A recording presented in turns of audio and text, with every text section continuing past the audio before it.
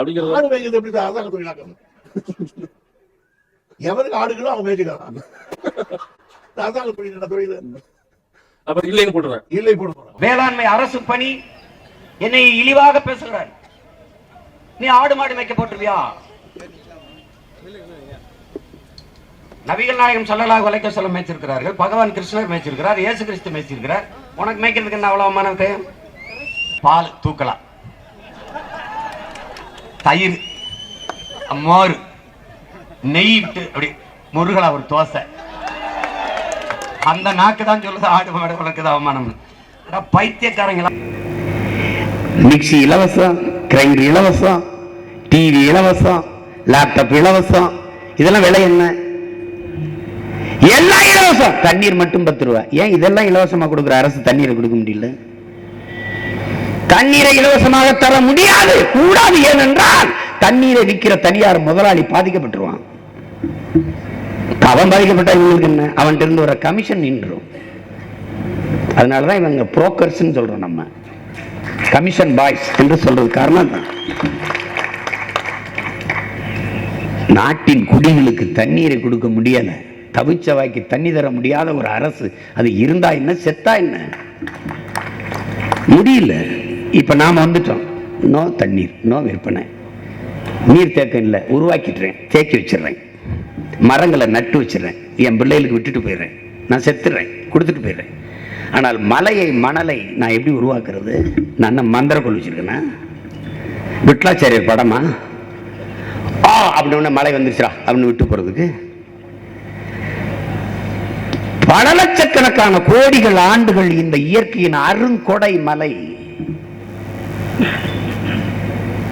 அந்த மலை இல்லை என்றால் நிலம் பாலைவனமா மாறிடும். அந்த மலையை நீ எப்படி அழிக்கிற? உன்னால் உருவாக்க முடியாத ஒன்றை உனக்கு அழிக்கிற உரிமை யார் கொடுத்தது? வளங்களை சுரண்டி கொடுப்பதை வளர்ச்சி என்று யார் உனக்கு கற்பித்தது? யார் கற்பித்தது? இதை பற்றி கவலையே பண்ணலையே. ஒரு கார் வெளியிடுகிற நச்சு புகையை கட்டுப்படுத்த 6 மரங்கள் தேவைங்கிற. இந்த சென்னை வீதியில் எத்தனை லட்சம் கார்கள் போகிறது, எத்தனை மரங்கள் இருக்குது, எண்ணி பார்த்துக்கிறங்க. அப்புறம் நுரையீரல்ல மூச்சு திணறல் வருது, லங்ஸ் பிரச்சனையா இருக்குது, அப்படியே வருது. 35 வயசுல ஒருத்தர் வந்து, எனக்கு ரொம்ப மூச்சு திணறல் இருந்தது, பங்கஜ கஸ்தூரி அப்படி வச்சுட்டு நான் மூச்சு நல்லா வருது. அப்ப ஆளுக்கு ஒரு கஸ்தூரியை கையில் வச்சுட்டு சுற்றிட்டு இருக்க வேண்டியதான். அப்படி என்ன கொடுமை. அது அம்மா நிர்மலா சீதாராமன் அவங்க நிதிநிலை அறிக்கையில தூய காற்றுக்கு 4500 கோடி. அம்மா காட்டையெல்லாம் வெட்டி ரோட்டை போட்டுட்டுமா நீங்க பண்ற பாடு 4500 கோடிக்கு தூய காற்று எங்கிருந்து வாங்குவீங்கம்மா? சரி, இது வாங்கிட்டு வரீங்க, எங்கே எப்படி கொடுப்பீங்கம்மா? எங்களுக்கு இப்படி சைடுல இப்படி ஒரு இது மாதிரி கட்டி அப்படியே மூக்கில் ஒரு போட்டுக்கிட்டு அப்படியே போகும்போது நாங்கெல்லாம் மாஸ்க் போட்டு தின்னம்ல அந்த கொரோனால அப்படியே இப்படி மூக்கில் செறிக்கிட்டு அப்படியே சுத்துறதாம்மா. இந்த மாதிரி அறப்பைத்தியங்கள்ட்ட நாட்டை கொடுத்துட்டு அல்லாடிக்கிட்டு இருக்கிற ஒரு கூட்டம் இருக்கு பாரு, கேடு கட்ட கூட்டம். தூயவர் மரத்தை வெட்டுறதை நிப்பாற்றா. நான் அறிக்கையில கொடுத்தேன், மரத்தை ஒரு கிளையை வெட்டினால் மனித உடலில் கையை காலை வெட்டுவது போல குற்றமாக கருதி சிறைப்படுத்துவேன். இப்படி பேசுறாரு. ஐயோ ஐயோ பண்ணு. 2 வருஷம் கழிச்சு சீனா சட்டம் போட்டுருச்சு. சீனா போட்டுருச்சு. அதான்டா சீமா போட்டான் சொன்னா பைத்தியக்காரன். எவனுக்கு என்ன தெரியுமா? நான் கேட்டேன், நான் என்னங்க நீங்க கருப்பா இருக்கீங்க, கொஞ்சம் குள்ளமா இருக்கீங்க, நீங்க கொஞ்சம் வெள்ளையா இருக்கணும், கொஞ்சம் இதா இது பண்ணணும், நீங்க பேசுறது இங்கிலீஷ்ல பேசுறது தெரியல, என்ன பண்ண சொல்ற? அவனுக்கு நான் சொல்றதுல பிரச்சனை இல்லை, நான் தான் பிரச்சனை, சொல்ற ஆள் தான் பிரச்சனை. நெய்தல் படையமைத்த மீனவருக்கார் பாருங்க, நெய்தல் ராணுவத்தை அப்படி பண்ண அவன் பினராயி விஜயன் நெய்தல் படை நான் சொன்ன மாதிரியே ஊதா ட்ரெஸ்ஸை போட்டு அவரும் போட்டு நிறுத்திட்டார். வாய் திறக்கிறது இல்லை. ஆடு மாடு வளர்க்கிறதை நான் அரசு பணியா மாற்றுவேன். பாத்தீங்களா, கற்காலத்து கூட ஆடு மாடு வளர்க்க கொண்டு வர இவங்க வீட்டுக்கு ஒரு நாட்டுக்கோழி, வீட்டுக்கு ஒரு ஆடு, வீட்டுக்கு ஒரு மாடு. அதை எது கொடுக்குற? வளர்க்க.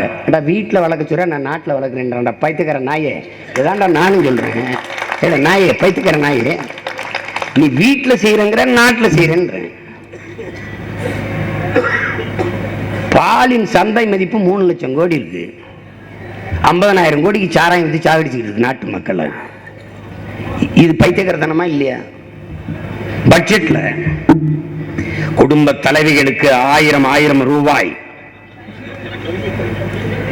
டாஸ்மார்க்கில் 45,000 கோடியை 50,000 ஆக்கிறதுக்கான வளர்ச்சி திட்டம். இந்த 1000 கொடுக்கறது என்னன்னா இந்த 5,000 பெருக்கிறதுக்கு தான்.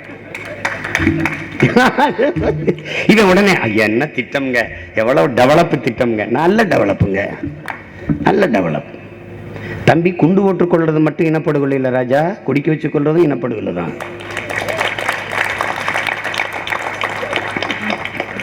சூழியன்னா சும்மா அதை பேச்சுக்கிறது அதுன்ட்டு